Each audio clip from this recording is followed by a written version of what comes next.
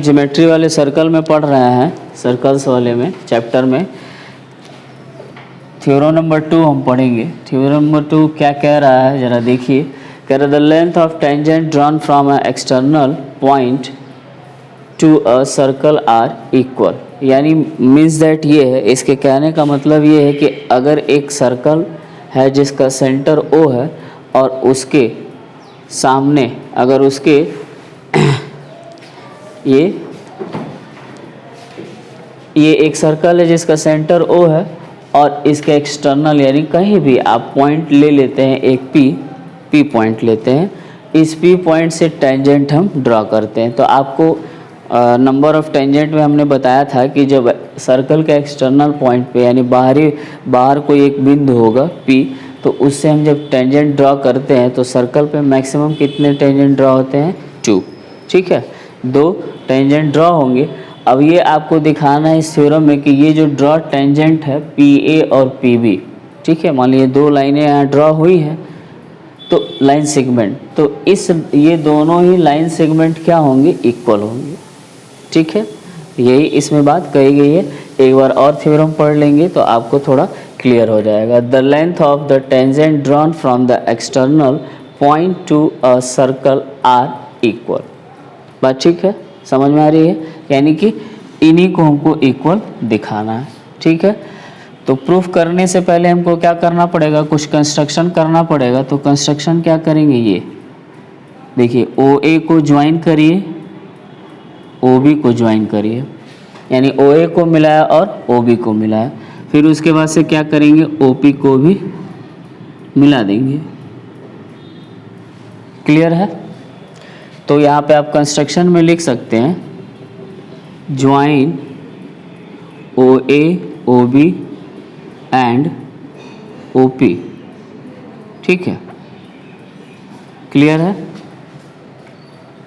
इनको ज्वाइन कर लिया। तो जब ज्वाइन आप करेंगे तो देखिए क्या है, एक ये ट्रायंगल बन रहा है और एक ये ट्रायंगल बन रहा है। ठीक है, तो थ्योरम नंबर 1 में हमने ये देखा था कि जब सेंटर से टेंजेंट वाले पॉइंट को हम मिलाते हैं या फिर ड्रॉ करते हैं तो ये कितने डिग्री पे मिलता है? 90 डिग्री पे।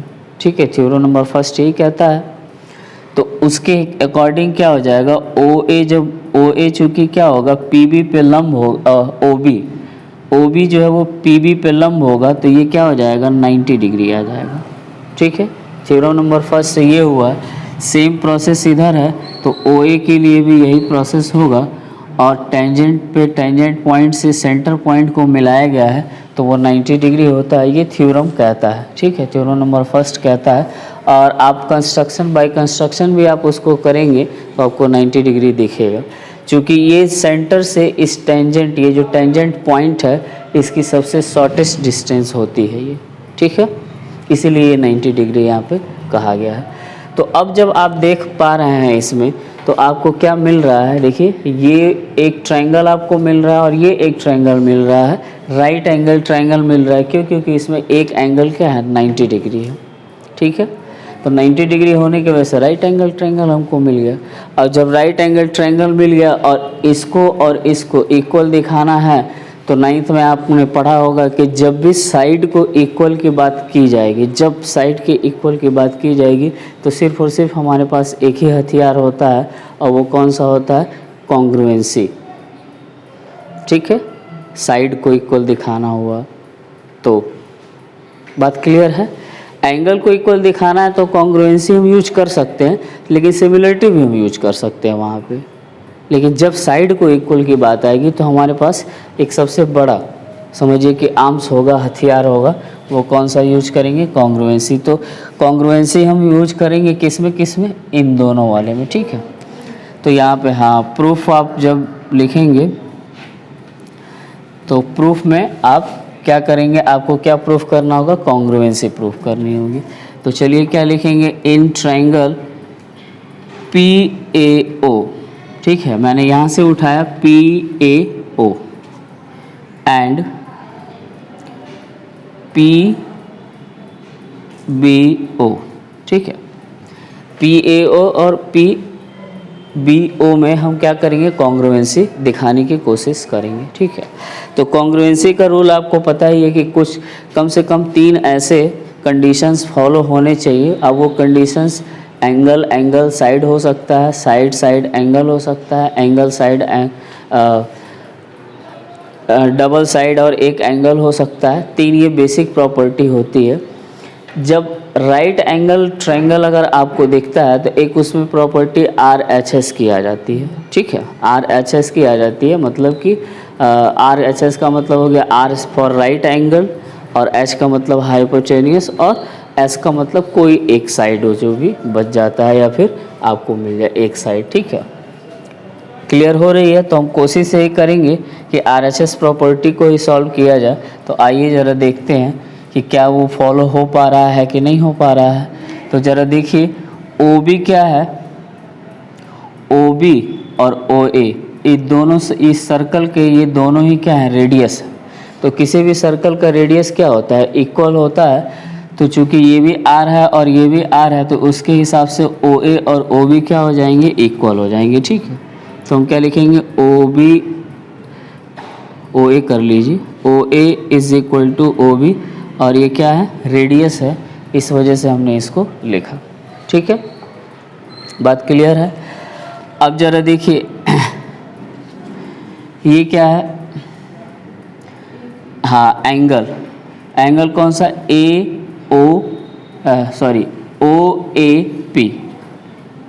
OAP, जिस एंगल को दिखाना है उसको बीच में रखते हैं, बाकी आप किसी से भी उठा सकते हैं। ठीक है, तो यहाँ से AOP कर लीजिए या फिर यहाँ से PAO कर लीजिए। देखिए इसमें होता ये है कि जनरली जो ये ट्रायंगल आप जिस रूट से लिए होते हैं, कोशिश यही करनी चाहिए कि एंगल भी उस रूट से एक आ जाए।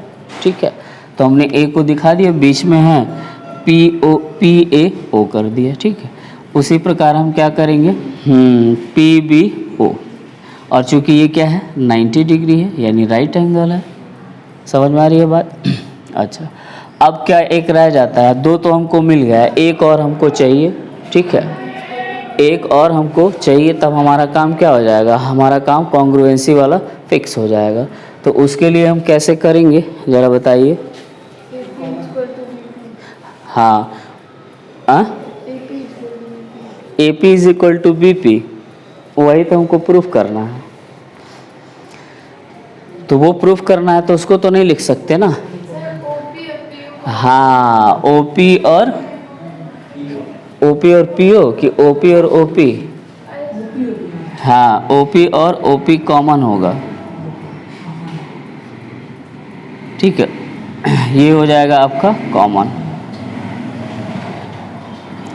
तो अब जरा देखिए ये किसको शो कर रहा है, एक साइड को शो कर रहा है, तो ये हो गया। ये एक राइट एंगल को शो कर रहा है, तो ये हो गया। और ये जो कॉमन है वो क्या है, हाइपोटेन्यूस है। तो ये RHS की प्रॉपर्टी से, यानी कि उसके कॉम्बिनेशंस उसी के कैटेगरी से आप क्या लिख सकते हैं, triangle PAO and triangle PBO क्या है, कॉन्ग्रुएंट है। ठीक है, तो हम क्या लिखेंगे यहाँ पे, triangle PAO congruent triangle PBO, और कैटेगरी आप लिखना चाहें तो यहाँ लिख देंगे, कैटेगरी किससे है, RHS। ठीक है, तो ऑब्वियस सी बात है कि जब एक कॉन्ग्रुएंसी प्रूफ होती है तो कुछ आपको रिजल्ट देता है। ठीक है, तो हमारा रिजल्ट क्या क्या आ सकता है, हमारे रिजल्ट इसके 3 और आएंगे, 3 रिजल्ट आएंगे। तो 3 रिजल्ट में से हम एक रिजल्ट बस यूज करेंगे, जिससे कि हमारा क्या हो जाएगा, ये थ्योरम प्रूफ हो जाएगा। तो वो कौन सा रिजल्ट होगा, PA is equal to PB। ठीक है, तो यही आपको प्रूफ करना है, तो आप ऐसे लिख देंगे, हैंस प्रूफ। बात समझ में आ रही है, बाय CPCT आप यहाँ लिख सकते हैं।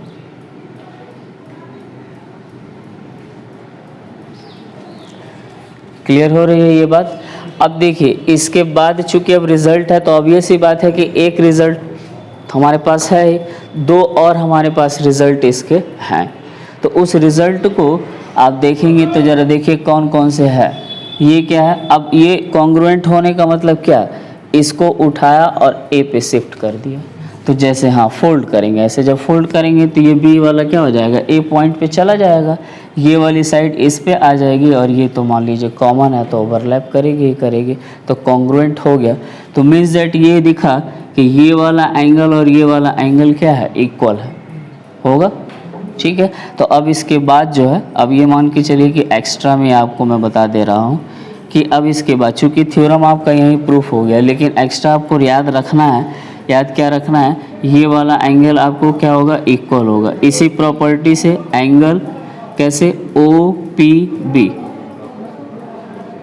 B is equal to angle O P A. आ रही है बात समझ में। और क्या रह जाता है, और क्या रह गया, ये एंगल, हाँ, angle A O P is equal to angle, हाँ, बी ओ पी। ठीक है, ये एंगल रह जाता है, और ये सब CPCT से ही है, चूँकि हमारा यहाँ प्रूफ हो गया है, तो उसके बाद हम ये चीज़ देखेंगे। ठीक है, बात समझ में आई। अब देखिए इसमें कुछ और ऐसी चीज़ें हैं जिसको आपको जाननी है। ठीक है, तो वो उसमें कुछ स्पेशल टाइप का है, अलग से हम इसको बता देते हैं। ये दो बातें तो हम समझ गए। अब इसके बाद कुछ और भी बात इसमें रहती है जानने के लिए। अब ज़रा देखिए ये वाला, अगर हम इसको देखें ध्यान से, तो ये एक क्या है, एक हमारा क्वाड्रिलेटरल बन रहा है, नहीं बन रहा है, कौन सा, हाँ क्वाड्रिलेटरल बन रहा है, और कौन सा, PAOB एक क्वाड्रिलेटरल है। तो इस क्वाड्रिलेटरल को अगर हम ध्यान से देखें तो ये और ये, इन दोनों का जो सम है, यानी कि इसका एंगल A और एंगल B, इन दोनों का सम कर दिया जाए, और एंगल O और एंगल P, इसका 4 एंगल हमारे पास दिख रहे हैं। एंगल O का मतलब ये पूरा, ठीक है, तो एंगल O और ये पूरा एंगल P और एंगल A और प्लस एंगल B, तो इन सबको सम करेंगे तो हम जानते हैं कि क्वाड्रिलेटरल में जो कोई सा भी आप क्वाड्रिलेटरल बनाइए, उसमें जो एंगल बनेंगे, यानी 4 एंगल बनते हैं, तो इन सभी चारों एंगल का सम क्या होता है, 360 होता है। ठीक है, तो इसके बेसिस पे अगर हम ये देखें कि ये वाला एंगल A और एंगल B को आप देखिए, चूँकि ये दोनों 90-90 हैं, तो इन दोनों को मिला के हम क्या लिख सकते हैं, 180। तो एंगल O और plus angle P is equal to क्या हो जाएगा, 360। तो O और plus P is equal to 360 minus 180। तो यहाँ से एंगल O और प्लस एंगल P की वैल्यू नहीं मिल जाएगी, 180। ठीक है, इसका मतलब ये कि देखो इन दोनों का सम 180, अपोजिट साइड का सम 180, और इसमें भी अपोजिट साइड का सम 180।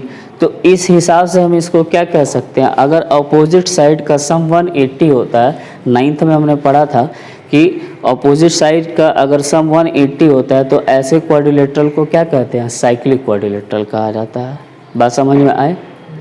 तो साइक्लिक क्वाड्रिलेटरल का मतलब ये ज़रूरी नहीं है, साइक्लिक क्वाड्रिलेटरल का मतलब ये ज़रूरी नहीं है कि ये किसी सर्कल के अंदर ही हो। ठीक है, जैसे कि अगर हम ये बात कहें कि एक हमारा रेक्टेंगल है, तो रेक्टेंगल में ये क्या है, हमारा साइक्लिक क्वाड्रिलेटरल है, क्योंकि अपोजिट साइड का सम 180, इसमें भी अपोजिट साइड का सम 1 है, तो ये क्या है, एक हमारा ये साइक्लिक क्वाड्रिलेटरल है। स्क्वायर में भी हम देखेंगे तो स्क्वायर भी हमारा क्या है, साइक्लिक क्वाड्रिलेटरल है, क्योंकि ये अपोजिट साइड 90 डिग्री 180 डिग्री होगा। ठीक है, तो इसमें भी देखिए इन दोनों का अपोजिट साइड क्या हो गया, 180, और इसमें भी अपोजिट साइड 180। तो ये क्या हो जाएगा, एक क्वाड्रिलेटरल जो है कैसा हो जाएगा, साइक्लिक क्वाड्रिलेटरल हो जाएगा। तो इससे ये बात समझ में आ रही है कि साइक्लिक क्वाड्रिलेटरल को होने के लिए ज़रूरी नहीं कि वो सर्कल में हो। क्लियर है ये बात। अच्छा, अब देखिए, अब इसमें थोड़ा सा हम आगे अगर बढ़े और मैं ये कह दूं कि ये टोटल वैल्यू अगर मैं इसको थीटा मान लेता हूँ, ठीक है, ये पूरी वैल्यू अगर मैं थीटा मान लेता हूँ, तो इसकी वैल्यू क्या हो जाएगी, जैसे देखो P को मैंने थीटा सपोज कर लिया, और O की वैल्यू मैं निकालूँ तो एंगल O क्या हो जाएगा 180 माइनस थीटा। ठीक है, ये बात समझ में आ रही है, आ रहा है ना? हाँ, क्योंकि देखिए ये वैल्यू इक्वल होगी, ये वैल्यू भी इक्वल होगी, क्योंकि ये आपको मालूम है कि इससे इस वाले कंडीशन से ये दोनों ही इक्वल होंगे। ये इस वजह से मैं बता रहा हूँ कि कंपटीशन में ये क्वेश्चन बहुत ज़्यादा पूछता है। कॉम्पिटिटिव एग्जाम में ना ये एंगल से बेस्ड क्वेश्चन बहुत पूछता है। अब बहुत कम लोग ये जान पाते हैं कि इन दोनों का सम 180 है, तो इसको निकालने में बड़ी दिक्कत होती है। और दिया क्या होता है, खाली ये जैसे क्या दे देगा, ये कह देगा कि ये आपका 30 डिग्री है और आपको निकालना है एंगल ऑफ ओ। तो ये 30 है तो इसी का डबल ये भी होता है, तो ये क्या हो जाएगा, ये भी 30 हो जाएगा। तो 30 क्या हो गया 60, तो ये क्या हो जाएगा 120 हो जाएगा। बात समझ में आ रहा है?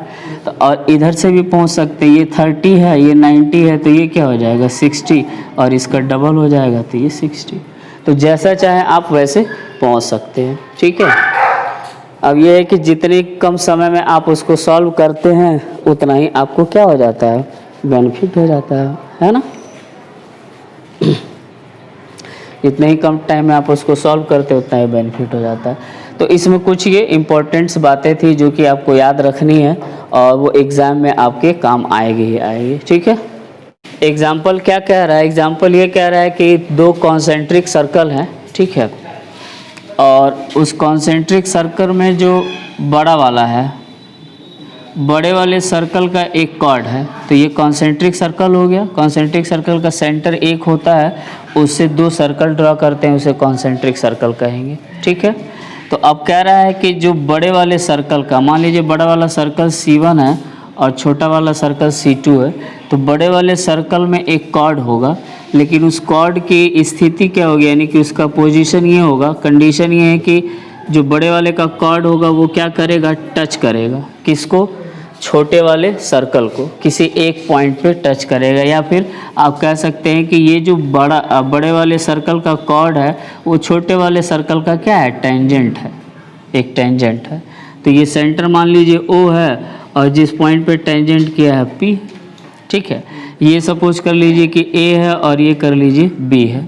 तो आपको ये दिखाना है कि ये PA और PB जो है वो क्या है, इक्वल है। ठीक है, समझ में आ रही है बात, या AP is equal to BP, कुछ भी आप कह सकते हैं। तो इसका सॉल्यूशन कैसे देखेंगे, तो कुछ है नहीं, बस आपको पीछे वाला जो थ्योरम बताया गया उसी थ्योरम का यूज करना है। और थ्योरम हमारा क्या कहता है कि अगर एक सर्कल है और एक टेंजेंट पॉइंट आपको मिला है और सर्कल का एक सेंटर O है, तो इसको आप क्या करेंगे, मिलाएंगे। और जैसे ही मिलाएंगे यानी मीट करेंगे, ज्वाइन करेंगे, तो क्या हो जाएगा, ये एक परपेंडिकुलर हो जाएगा। ये थ्योरम ऐसा कहता है, फर्स्ट थ्योरम जो है इसमें, उसमें ये बात बताई गई है। तो उसके अकॉर्डिंग हम क्या कह सकते हैं, हम ये कह सकते हैं कि एंगल OPB जो है वो क्या हो जाएगा, 90 डिग्री। OPB है ना, OPB 90 डिग्री होगा। या फिर आप क्या कह सकते हैं, OP is the perpendicular on AB, कह सकते हैं। ये बात क्लियर है? तो ये चीज़ ये कब हुआ आपको, जब आपने क्या किया, ज्वाइन किया किसको, OP को, ज्वाइन OP, जब आपने OP को ज्वाइन किया, OP को जब आपने ज्वाइन किया है तब ये आया है। ठीक है, यहाँ आप चाहें तो लिख सकते हैं थ्योरम। ठीक है, थ्योरम से आपको ये बात पता चली है। सेम वही प्रोसेस है कि अगर ये इस पे मान लीजिए परपेंडिकुलर है, तो जब भी इस पे परपेंडिकुलर होगा तो ये सिर्फ और सिर्फ परपेंडिकुलर ही नहीं होगा, ये क्या हो जाएगा, ये इस पे परपेंडिकुलर जब हो रहा है तो कॉर्ड वाला, हम अगर सर्कल का C1 सर्कल में देखें, अगर हम C1 सर्कल में देखते हैं तो C1 सर्कल में क्या होगा, पीछे कोई तोड़ फोड़ कर रहा है, कील ठोक रहे हैं सर, नहीं रहने दो। अब देखिए C1 सर्कल में हम देखेंगे क्या है, कॉर्ड का, कॉर्ड की प्रॉपर्टी से हम देखेंगे तो हमको क्या पता चलेगा कि कॉर्ड क्या कहता है कि अगर किसी भी कॉर्ड में सेंटर से अगर कॉर्ड पर परपेंडिकुलर हम डालते हैं तो हमको क्या मिलता है, कॉर्ड को क्या करता है, दो पार्ट में डिवाइड करता है। इसका मतलब ये है कि छोटे वाले पे हमने टेंजेंट का फॉर्मूला लगाया और ये हमने देखा कि 90 डिग्री है तो OP is the perpendicular on AB, ये थ्योरम से हुआ है।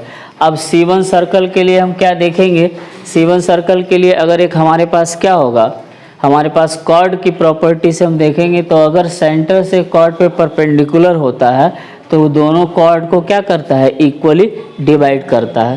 तो यही बात यहाँ पे भी लिखेंगे कि C1 में हम देखेंगे तो क्या हो जाएगा, OP is the perpendicular on AB chord. अब यहाँ कॉर्ड आप लिख देंगे, ठीक है, बात समझ में आ रहा है। ये C1 के लिए है, इन C1 आप लिख सकते हैं, ठीक है। तो अब चूंकि कॉर्ड की प्रॉपर्टी से, यानी प्रॉपर्टी ऑफ कॉर्ड जो हमने क्लास 9th में पढ़ा था कि कॉर्ड की प्रॉपर्टी क्या कहती है कि O सेंटर से, अगर सेंटर से किसी सर्कल के सेंटर से कॉर्ड को अगर परपेंडिकुलरली हम मिलाते हैं, ज्वाइन करते हैं, तो कॉर्ड को क्या करता है, आधे आधे भाग में बांट देता है या इक्वल पार्ट में डिवाइड कर देता है या फिर बाइसेक्ट करता है, ठीक है। ये तीन बात आप इसमें कह सकते हैं। तो इसके हिसाब से आप क्या लिख सकते हैं, PA is equal to PB या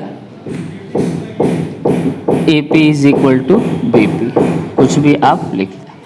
बात समझ में आ रही है, दोनों बातें क्लियर हुआ।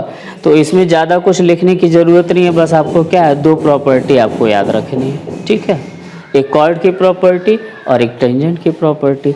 यहाँ जो प्रॉपर्टी थी वो किसकी प्रॉपर्टी थी, टेंजेंट की प्रॉपर्टी कह लीजिए या थ्योरम कह लीजिए, और यहाँ कॉर्ड की प्रॉपर्टी थी, या प्रॉपर्टी कहिए या फिर थ्योरम कहिए, ठीक है। तो दोनों के हिसाब से आपको क्या मिलेगा, दोनों के हिसाब से, हाँ, AP is equal to BP, ठीक है। ये आपका क्या है, एग्जाम्पल फर्स्ट है। एग्जाम्पल नंबर 2 कह रहा है कि दो टेंजेंट है, एक TP है और एक TQ है, जो कि एक सर्कल है जिसका सेंटर O है, उसी से ड्रॉ किया गया है, ठीक है। सेंटर का एक सर्कल है ऐसे,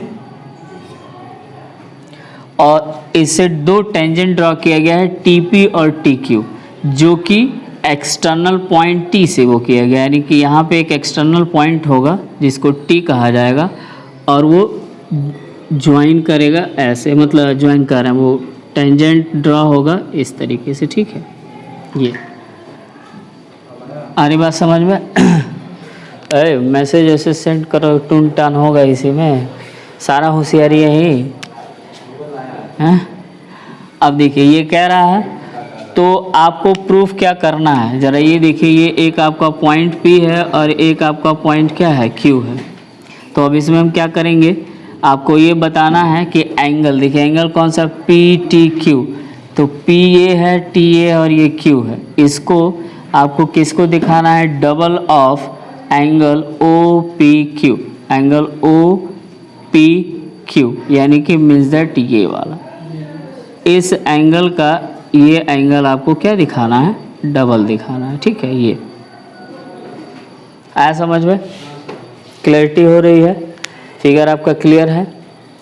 तो देखिए इसमें इससे इसको कैसे हम प्रूफ करेंगे, इसको प्रूफ करने के लिए आपके पास एक थ्योरम होगा, थ्योरम नंबर 2, जिसमें आपको बताया क्या गया था कि ये वाला जो है, ये वाला एंगल और ये इस वाले एंगल का दोनों का सम क्या होता है, 180 डिग्री होता है। देखिए ये, अब हम क्या करेंगे इसको प्रूफ करने के लिए, देखिए अब हमको प्रूफ करना है क्या, किस एंगल का रिलेशन दिखाना है, इस एंगल से इस एंगल का रिलेशन दिखाना है। तो हमारे पास सोचने का तरीका ये होगा कि हम पहले क्या करें, इस एंगल को, यानी यही एंगल है, इस एंगल को अगर किसी तरीके से सर्कल के अंदर हम लेके चले आए तो हमारा काम आसान हो जाएगा।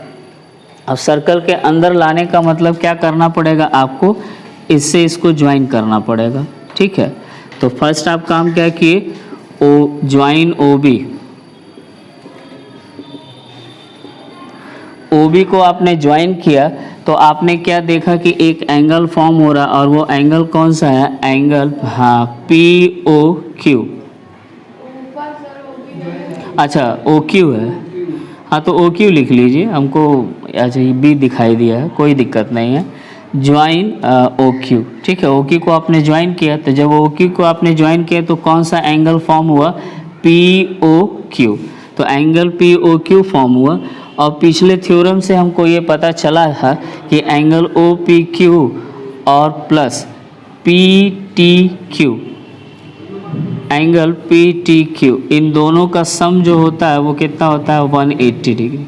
ठीक है, ये पीछे एंगल एंगल करें थ्योरम नंबर 2 में जो है ये हमने देखा था, थ्योरम नंबर 2 में यही हम प्रूफ किए थे, और ये भी प्रूफ किए थे कि ये और ये दोनों क्या होते हैं, इक्वल होते हैं। उसमें बहुत सारी बातें हमने देखी थी, तो उसमें से एक बात ये भी थी कि इन दोनों का सम जो होगा वो क्या होगा, 180 डिग्री होगा। और सिंपल सी बात है, ये भी आप देखिए ना, ये एक क्या क्वाड्रिलेटरल बन रहा है, ये पूरा 90 डिग्री, ये पूरा 90 डिग्री, तो 90 और 90 मिलके क्या हो गया, 180। तो बाकी ये जो बचे दोनों होंगे, इन दोनों का सम तो 180 होगा ना, क्योंकि किसी भी क्वाड्रिलेटरल में क्या होता है, हाँ 360 होना चाहिए। तो 90 90 मिल के 180 तो हो ही गया, बाकी के जो दोनों बचे हैं उन्हीं का सम 180 होगा। ठीक है, इससे भी आप ये कर सकते हैं, बस यही इसी चीज़ का हम यूज करेंगे। तो अगर सपोज कर लीजिए कि मैं यहाँ से इसकी वैल्यू निकालना चाहता हूँ ये, तो एंगल पी ओ क्यू की वैल्यू अगर निकालूँ तो मैं क्या इसको 180 minus angle P T Q नहीं लिख सकता हूँ, बिल्कुल लिख सकता हूँ।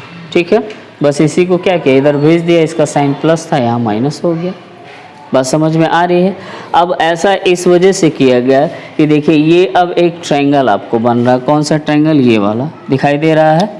इसको अगर ओ यहाँ शिफ्ट कर दिया जाए तो आपको एक ट्रायंगल दिखाई दे रहा है, ओ पी क्यू।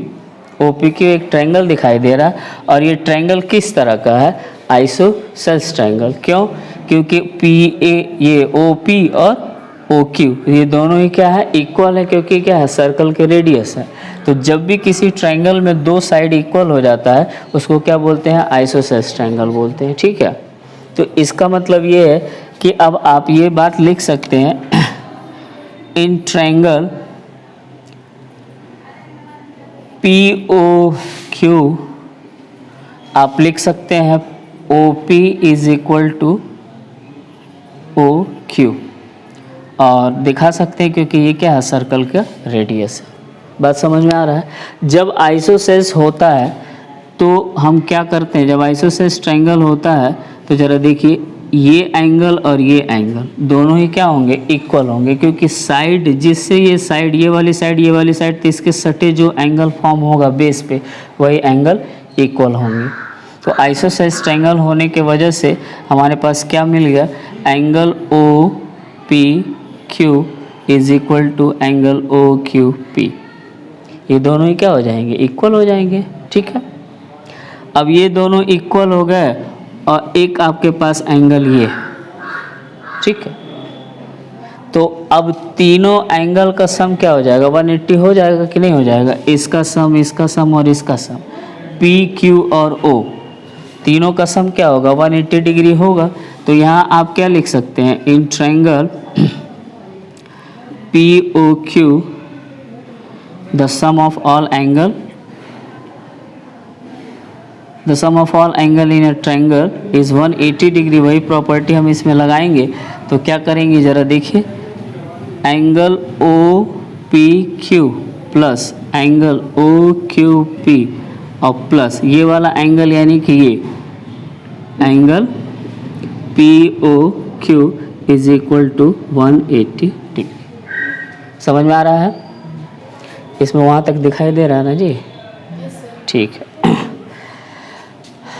हाँ, तो अब क्या करेंगे, अब इसके हिसाब से आप देखेंगे तो ये दोनों तो इक्वल ही है ना, अब दोनों इक्वल है तो देखिए ये ओ पी क्यू ही लिखा हुआ है, तो ये एंगल ओ पी क्यू इधर रहने दीजिए, ओ क्यू पी को इसके हिसाब से हम इसको ओ पी क्यू ही लिख सकते हैं, नहीं लिख सकते हैं क्योंकि इक्वल है। और ये देखिए O angle P O Q, यानी एंगल ओ की वैल्यू क्या है 180 minus angle P R T.